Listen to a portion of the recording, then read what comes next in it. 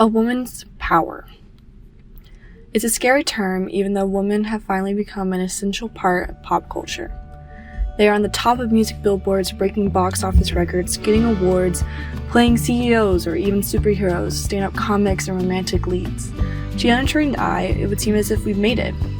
But when you take a closer look at the motivations behind many female-led stories, the ones who are actually telling them, it tells a much different story. Don't get me wrong, we are in a much better spot than we were even 20 years ago. It's no longer the norm to only see women in the dead mom role and side character of no substance. You want to do something fun? You want to go to Taco Bell? But, let's be clear, that still happens. Some of the ways that we still don't see progress is how women's power is portrayed, adherence to beauty standards, and also who is actually telling these female stories. I like to call this sanitized feminism. It shows women in power, but only in the way that's allowed, and doesn't take away from men's power. Because in many ways, the same stereotypes from the 1950s and 60s are still being used today, but dressed up in pink and glitter to seem as if they aren't. For instance, in many pieces of media, we only see women being respected if they do it the way men do it. In the widely acclaimed movie The Devil Wears Prada, Miranda Priestly is powerful, respected, and above all, cold and unfeeling. Although it can be empowering to see women in such a high position, it also implicates that the only way women can be empowered and maintain it is by not having any warmth or likability, and not being a caretaker, essentially the female version of the ruthless male boss. It suggests that power doesn't come from the weak femininity, but the ruthless masculine behavior. Can that power and status only be achieved by being unfeeling in like many male stereotypes? Yes, these stories are important to show women in power, but can it only be by playing the male game? By playing into the game that constantly belittles women?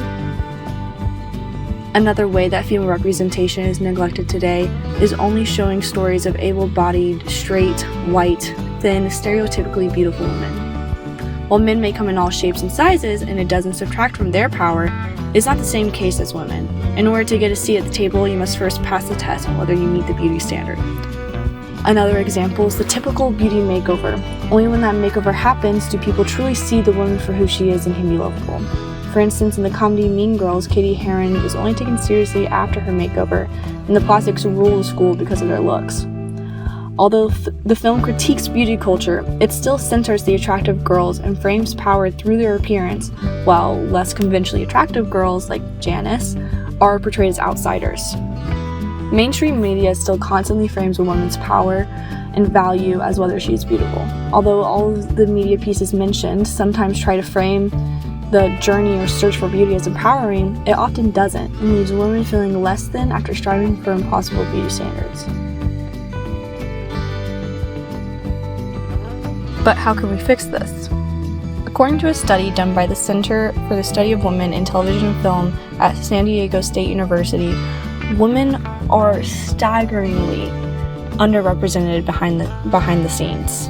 Again, according to the same center, films with at least one woman director employed substantially more women in other key behind-the-scene roles than films with exclusively male directors. They take care to make sure that women are represented correctly and are authentic. Again, we have made progress and there is hope for women in the film industry, but it would be naive and ignorant to say that we've achieved anything we need to stop pushing for systematic change.